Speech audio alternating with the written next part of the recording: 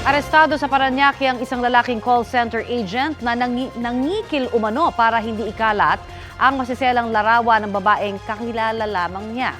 Balitang hatid ni Jomer Apresto.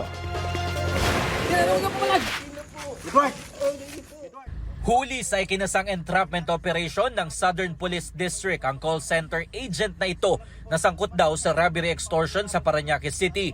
Tinatakot umano ng sospek ang kanyang biktima na ipakakalat niya ang masiselang larawan kapag hindi nagpadala ng pera.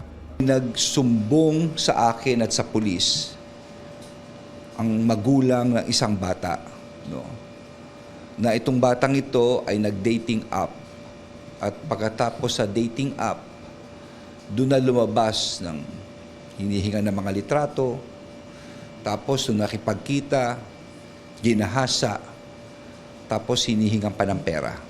Base sa investigasyon, noong Sabado lang nagkakilala ang 25 anyos na sospek at ang 19 anyos na biktima.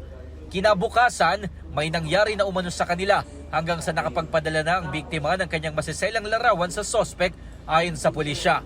Makalipas ang ilang araw, dito na umano nagsimulang manghingi ng pera sa biktima ang sospek.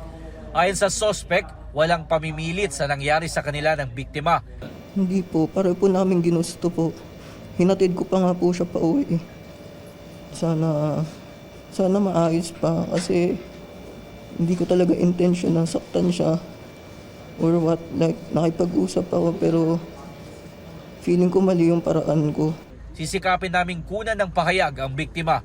Sa ngayon ay nasa kustodiya ng DSOU ng SPD ang sospek na maharap sa reklamong robbery extortion. Jomer Apresto nagbabalita para sa GMA Integrated News.